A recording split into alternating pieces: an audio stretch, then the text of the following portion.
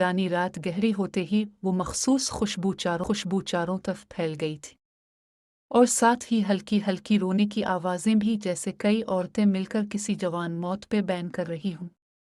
शदीद सर्दी की वजह से गांव के लोग अपने अपने घरों में दबके हुए थे। गांव के लोगों के लिए आवाज़ें कोई नई बात नहीं थी। कई साल हो गए थे वो ये दहशतनाक आवाज़ें सुनते आ रहे थे। गांव के बुजुर्गों का कहना था कि ये आवाज़ें और खुशबू इस वक्त से आती हैं जब से वो इंडिया से हिजरत करके इस गांव में आकर बसे थे। पहले पहल तो हर कोई खौफजदा हो जाता था, मगर फिर आहिस्ता आहिस्ता लोग इस बात के आदी हो गए। आवाज़ें और खुशबू घर के एक बोसीदा मकान से आती थी। ये मकान बरसों से बंद पड़ा था। सुनने में आया था कि तकसीम हिंद से कबल इस गांव में हिंदू आबाद थे। इसी गांव में राजेश नाम का एक हिंदू भी रहता था, जिसकी जाकी नाम की एक खूबसूरत बेटी थी। 2 कमरों पर मुश्तमिल ये घर अगरचे कच्चा था, मगर जाकी उसे इतना साफ सुथरा रखती थी कि गांव के पक्के मकान भी उसके सामने हेच लगते थे। जाकी ने अपने घर को सजाने के लिए बहुत से फूल बूटे लगा रखे थे, जिनमें एक बैल रात की रानी की भी थी। रात की रानी इसे बहुत अजीज थी। रात होते ही जब इस बैल से महक उठती तो पूरा गांव महक सा जाता। अक्सर औकात जाकी सर्दियों की रातों में भी रात की रानी के पास देर तक खड़ी रहती और उसकी दिलफरेब खुशबू को अपने अंदर उतारकर अजीब सी खुशी महसूस करती। इसके माँ बाप कई बार उसे समझा चुके थे कि वो रात को इस बैल के करीब न जाया करे। कहते हैं कि इस बैल पर सांप और जिन्नात आशिक होते हैं, कहीं ऐसा न हो वो तुम्हें कोई नुकसान पहुंचा दे। नहीं माता, ऐसा कुछ नहीं, ये मन घड़त बातें हैं। जाकी अपने माँ बाप की बात को हंसी में उड़ा देती। एक रात जाकी पानी पीने के लिए उठी तो घर में फैली महक ने उसे अपनी तरफ मुतवज्जे कर लिया।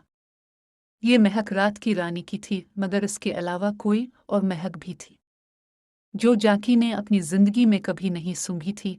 ऐसे लग रहा था जैसे 2 खुशबुओं को आपस में मिक्स कर दिया हो। ना चाहते हुए भी इसके कदम इस तरफ उठते चले गए जहां रात की रानी की बैल कच्ची दीवार से ऐसे लगी हुई थी जैसे दीवार पे कोई सब्ज चादर सूखने के लिए डाल रखी हो। जाकी के करीब जाते ही बैल में सरसराहट सी हुई, जैसे कोई चीज सरक कर बैल के पीछे गई हो। जाकी के बढ़ते कदम रुक गए। वो आंखें फाड़े अंधेरे में बैल को देखने की कोशिश कर रही थी, मगर उसे अंधेरे में हल्के से चमकते 2 जुगनुओं के अलावा और कुछ नहीं आया। जुगनू पहले भी इस पर मनलाते रहते थे, मगर वो एक जगह नहीं टिकते थे, जैसे ये 2 जुगनू एक साथ एक जगह जमे हुए थे। ये क्या है? उसने सोचा और एक कदम मजीद आगे हो गई। जाकी के कदम बढ़ाते ही वो दोनों जुगनू एकदम गायब हो गए। जाकी ठिठक कर रुकी और आंखें फाड़े इस तरफ देखने लगी। अचानक सरसराहट एक बार फिर उभरी और चंद सेकंड बाद गायब हो गई। सांप जाकी के मुंह से निकला और वो बेसाख्ता कई कदम पीछे हटी। इसकी नज़रें अब भी बदस्तूर इसी तरफ थी, मगर वहां सवाए बैल के और कुछ नज़र नहीं आ रहा था। जाकी चंद पल वहीं खड़ी रही और फिर वापस कमरे में आकर बिस्तर पे लेट गए। इसके दिल की धड़कनें मामूल से कहीं तेज थी।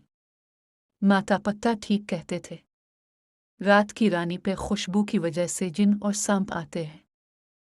मगर मुझे ही विश्वास नहीं होता था, जाकी ने सोचा और करवट बदलकर सोने की कोशिश की, मगर नींद इसकी आंखों से कोसों दूर थी। वो सोच रही थी कि अगर अनजाने में वो पहले की तरह इस बैल के करीब चली जाती और सांप इसे काट लेता तो क्या होता। बहुत देर तक इसे ऐसे ही ख्याल सताते रहे। फिर किसी वक्त इसकी आंख लग गई। सुबह वो देर से उठी थी। आंख खुलते ही इसके जहन में रात वाला वाकया घूम गया। वो चारपाई से उतरी और मुंह हाथ धोकर सीधी इस बैल के पास गई थी। बैल से कुछ दूर खड़ी रहकर उसने गहरी नजरों से सांप के निशाने खोजने की कोशिश की, मगर जमीन कच्ची होने के बावजूद इसे ऐसा कोई निशान नहीं मिला जिससे ये पता चलता कि यहाँ से कोई सांप रेंग कर गया हो। कुछ देर वहां खड़ी वो इधर उधर देखती रही और फिर मायूस होकर वापस पलट गई।